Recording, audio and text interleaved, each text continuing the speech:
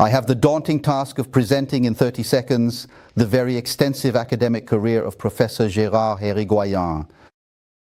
To do this, I have chosen to focus on three main areas to summarize his many activities. The first area relates to the essence of our profession, research and the dissemination of knowledge. Gérard HIRIGOYEN has worked in many fields, mainly three: finance, governance and family business, with a pioneering role in the latter two fields, not only on an international scale, but also within France. This has resulted in an impressive number of publications. I gave up trying to count them, including presentations, articles, book chapters and books. I counted about 10 books alone, not counting the reprints, such as the annual edition of L'Ami droit du financement and 2 state doctorates. All of this was done with a commitment to passing on knowledge to students in the many degree programs in which Professor Gérard HIRIGOYEN has participated over the years, both in France and abroad. All of this, not to mention the supervision of a very, very large number of doctoral theses, about 100. The second key aspect of Professor HIRIGOYEN's career is his assumption of responsibility. He has served as program director, director of the IAE of Bordeaux for 12 years, president of the University Montesquieu Bordeaux 4, president and elected member of the National Council of Universities, member several times of the Higher Education Aggregation Jury, and president and member of the Higher Education Aggregation Jury in Africa, the CAMS.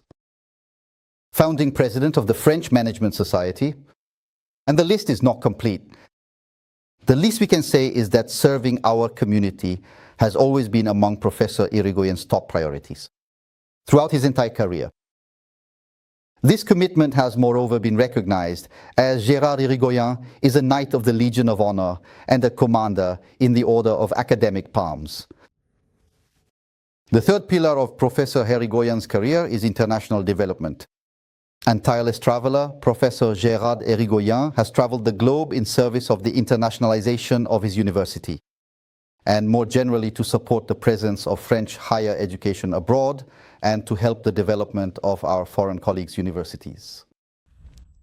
In this context, he was appointed as a special advisor to the rector of OPEFUREF, the university branch of the Francophonie.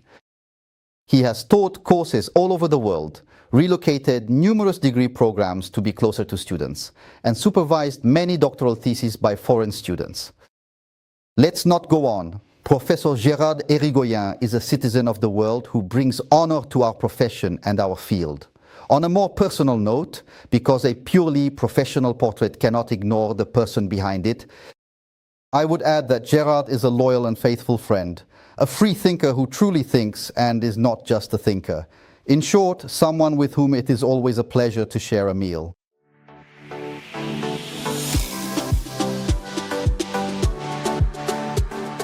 Hello, Gérard. Hello, Jérôme. I am very happy to be interviewing you today for this video, Portrait of Lafnage. And as is customary, we will go through a number of questions that will cover your entire career. The first question concerns your perspective on our field, finance, and how it has evolved over the years, both positively and negatively. Over the past 4 decades, I have personally witnessed a remarkable and steady evolution in the core subject matter and content of this academic discipline. Finance in the sense of its enrichment.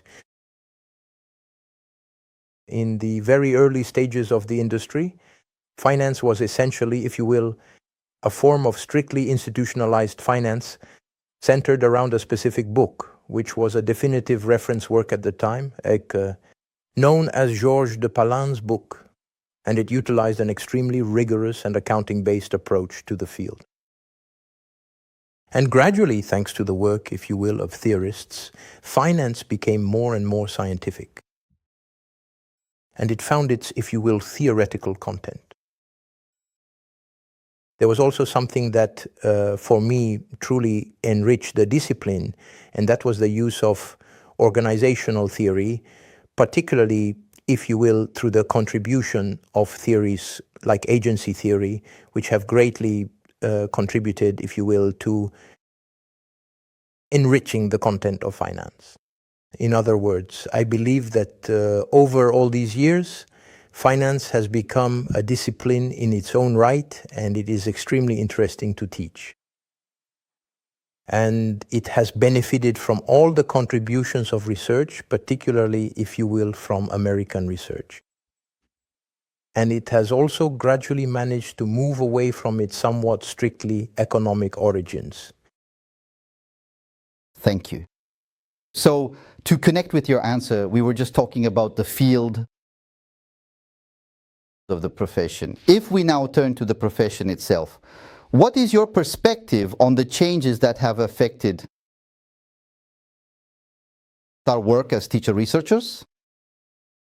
So, as you rightly said, Jérôme, we are teacher researchers. And here, I take a somewhat critical view of how the profession has evolved, if you will. It's easier for someone like me to say this, if you will, because I don't think there has necessarily been an improvement in the situation of the teacher-researcher profession. It is my firm and considered belief that in the current academic climate, especially when looking at the specific details, the number of teaching hours is excessively and disproportionately high to permit the necessary and dedicated time required to conduct high-quality, meaningful research projects. It is my belief, if you will, that the profession has not evolved, in my opinion, in the way it should have. No doubt we ourselves are somewhat responsible for this situation. We have all contributed to the proliferation of degrees. And so, with the proliferation of degrees comes an increase in teaching hours. But I believe that our profession, the core of our profession, is certainly about teaching, but it is also fundamentally about conducting research. This is because the true richness of our noble profession fundamentally lies in constantly enriching our academic courses through extensive and dedicated research. And for a dedicated individual who, as I observe quite clearly today, devotes the vast majority of their daily hours to the art of teaching, well, it is my firm belief that such teaching ultimately cannot, I would say, be truly enriched or elevated without being informed by all the significant advances in knowledge that rigorous academic research brings to the table. So what we are really talking about here is educational instruction that is deeply nourished and continuously revitalized by the spirit of research. And so I consider that the core of our profession is still research. Moreover, today, in addition to teaching and research, teachers are also required to do administrative work. And so, which is perfectly acceptable, in my professional opinion, as long as all the necessary administrative tasks and responsibilities are carried out and completed successfully. That being said, all of this adds up as well to making, if you will, the workload heavier. For many people involved in academia, the pressure of daily tasks can be overwhelming. And so sometimes some of them may unfortunately end up neglecting the vital component of research. However, I firmly believe that what truly sets higher education apart from secondary education is still the deep commitment to original research and the pursuit of new knowledge that defines the university experience. We are dedicated and active teacher researchers, and it is important to note that this particular aspect of our dual role is often somewhat overlooked, especially since we are not always fundamentally supported in terms of essential financial resources for our research projects. And so, consequently, I also understand the situation that, considering the fact that teachers' salaries are currently what they are, a significant number of these educators find themselves forced to resort to taking on many additional teaching shifts and overtime hours in order, if you will, to earn a reasonably comfortable and sustainable living wage for themselves. Thank you. So, still along these same lines, what advice would you give to PhD students, those who, for the most part, though not all, but at least a good number, will go on to pursue a career as teacher researchers? I will tie this answer to what I just said. It is always important to have a critical perspective in the positive sense. In order to make things progress,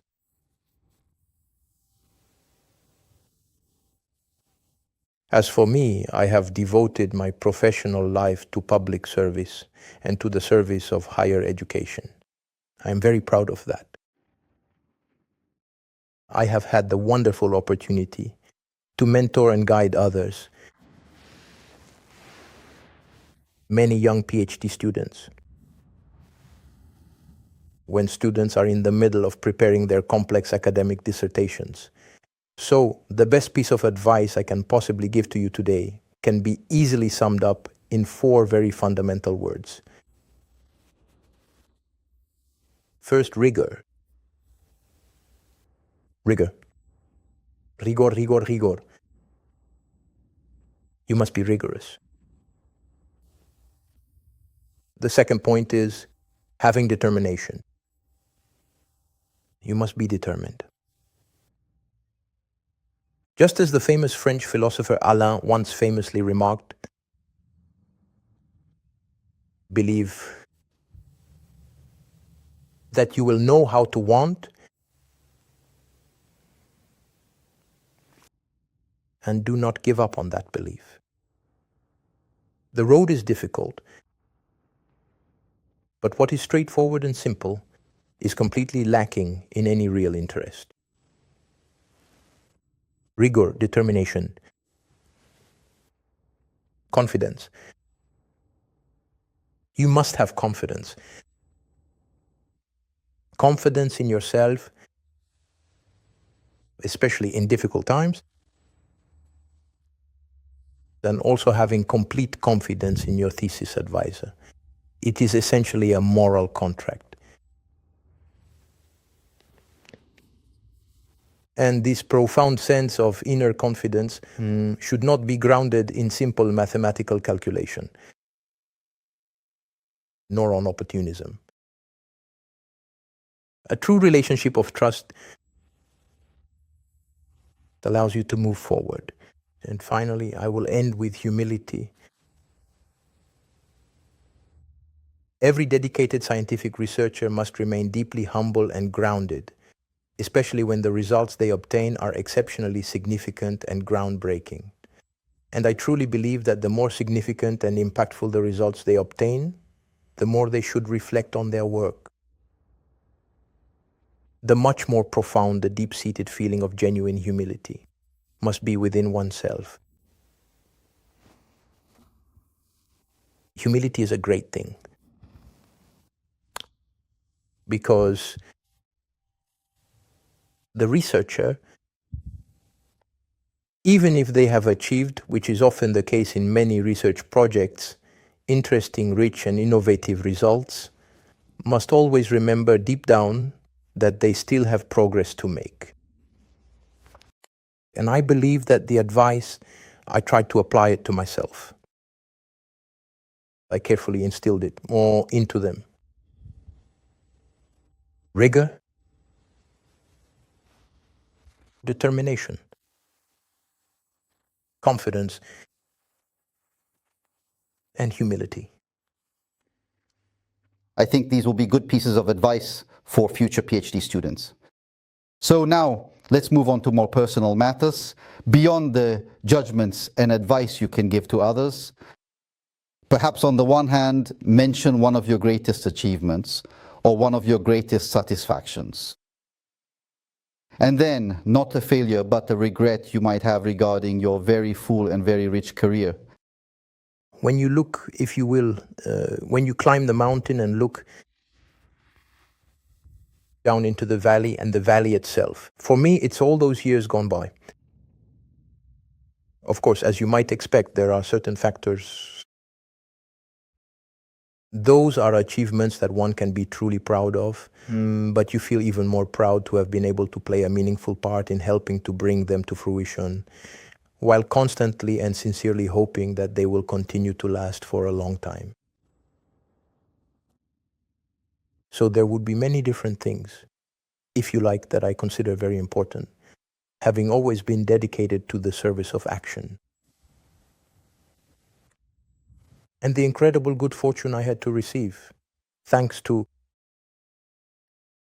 the trust of my colleagues, to administrative responsibilities, because it's at that level that you can get things done. And if you like, there is something that for me was important, because it was accomplished against all odds, against wind and tide. And that's what's interesting. In the end, to impose a point of view,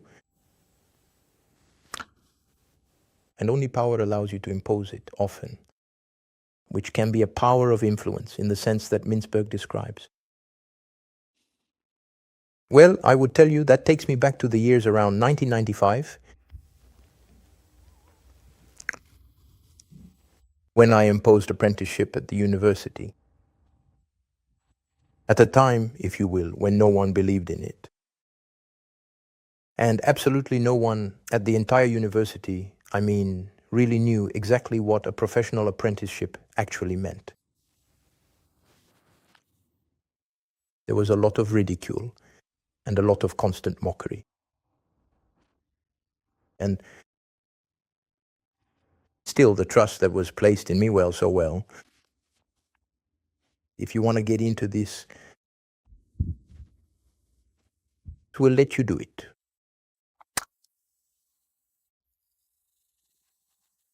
I created the apprenticeship sections in Bordeaux at the IAE of Bordeaux. Then afterwards, I continued by creating, if you will, Wait, are you telling me it's really a professional apprenticeship training program? And at the same time, and even before, if you will, because it's a belief I hold,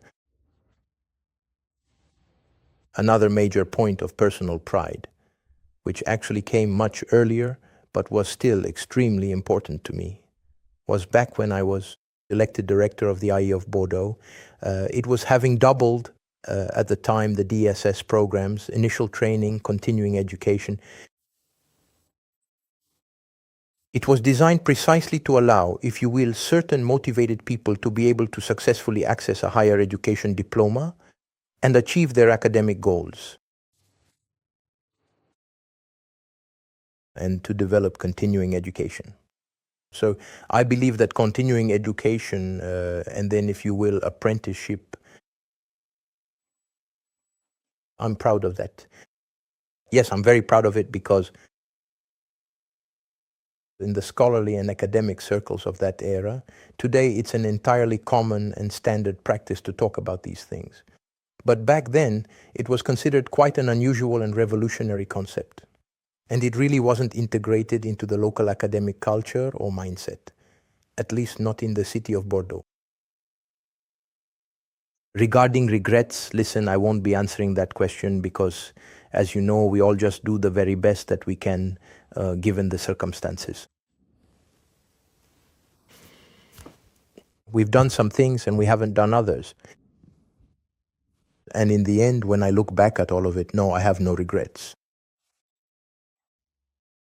There are things I didn't do because I simply didn't have the time to do them. But for what I was able to do, I have no regrets at all. Very well. Now, if you wouldn't mind sharing, could you please name a specific book that has been truly significant for you throughout your life, one that deeply inspired you during the various stages of your career, both on a deeply personal level and from a broad professional perspective as well? I really like this question,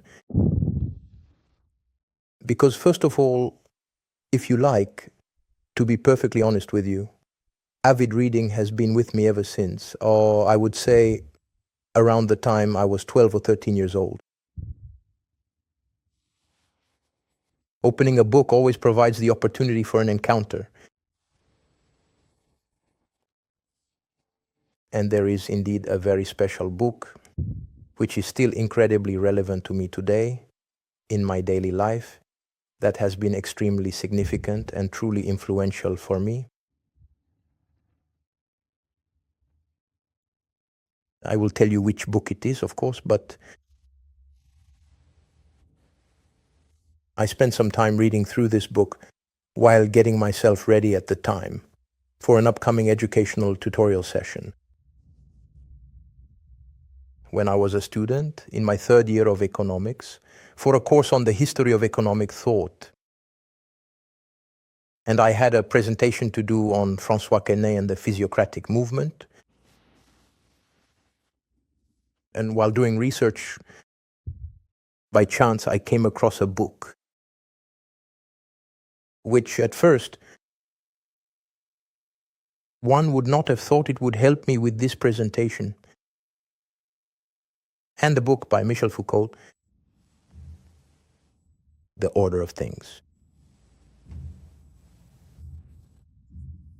Well, in fact, not only did I find, while reading this book, fascinating insights on the explanation of Quesnay's economic table, but it's a book that has never left me.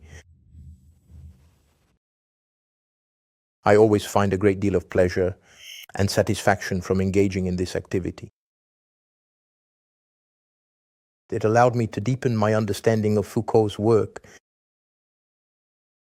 And above all, if you are willing, to truly understand what it is that sociologists actually do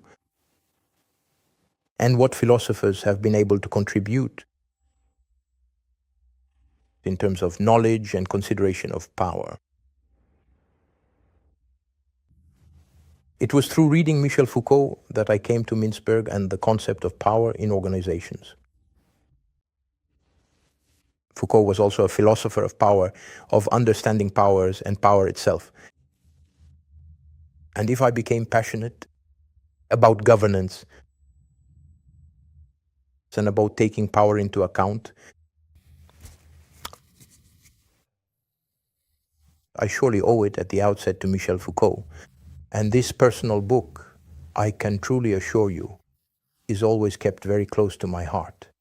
And it is certainly, in fact, out of everything I have ever read in my life, the one cherished book that, for me, is the most profoundly significant and influential work of all. Thank you very much. So to conclude,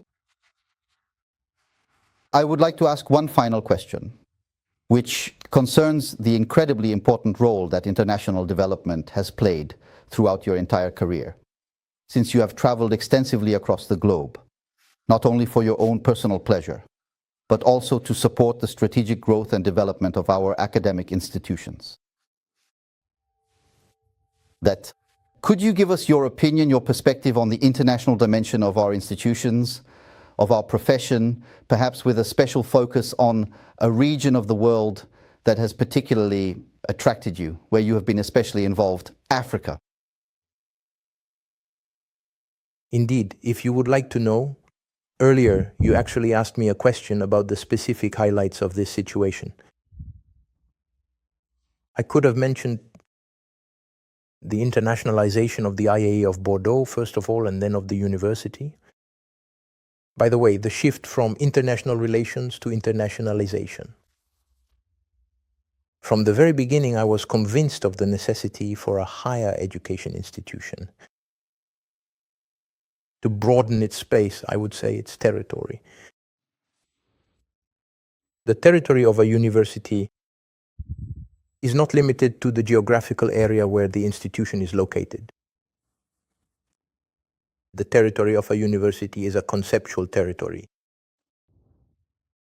And I have always firmly held the belief that students and colleagues who have been educated and trained in every corner of the globe were, in a way, an integral extension of our university's territory. Yes, I am fully committed to international development. For me, there is no institution that can be considered high-performing in terms of performance if it does not have an international dimension. So not only, of course, is it about welcoming international students to contribute to their education, as Rudyard Kipling said, to train the young domes, and then allowing these young domes in turn to train future generations themselves. I have always been convinced that economic development depends on education, and we had, in my view, an essential role to play. It's one of my core values. I say this because I truly believe in it. Internationalization, through the travel it entails, obviously allows us to meet people and get to know them. And as someone from Bordeaux myself, I always make my own what Michel de Montaigne said in his essays about rubbing his brain against someone else's.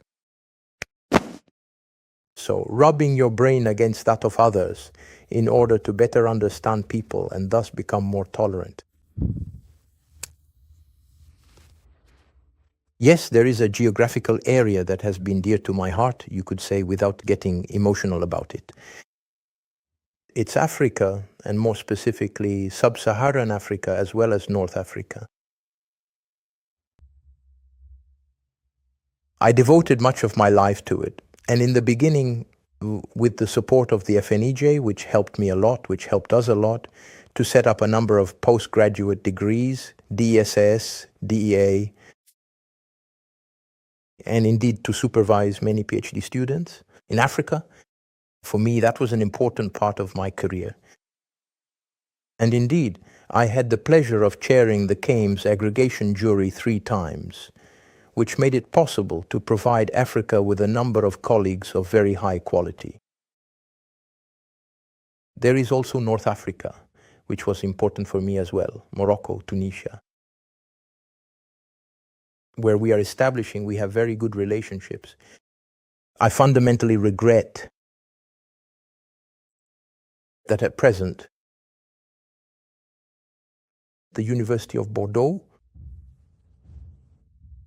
the individual in question, does not seem to fully or deeply understand the immense strategic importance that establishing international branch campuses can truly represent for a modern global university. The remarkable practice of actively sharing its prestigious academic degrees and qualifications with students who are located in various different countries across the globe. I am deeply and particularly saddened by this news. To see that an institution like the IAE of Bordeaux is operating in this manner. As of today, it is officially no longer authorized to have any international branch campus programs. I regret this for the university. This goes completely against absolutely everything I have ever told you, and everything I truly believe in, at the very least. Thank you very much, Gérard. This brings our interview to a close, and I was very happy to be able to share this moment with you. Thank you, Jérôme, and I too was very happy that you interviewed me.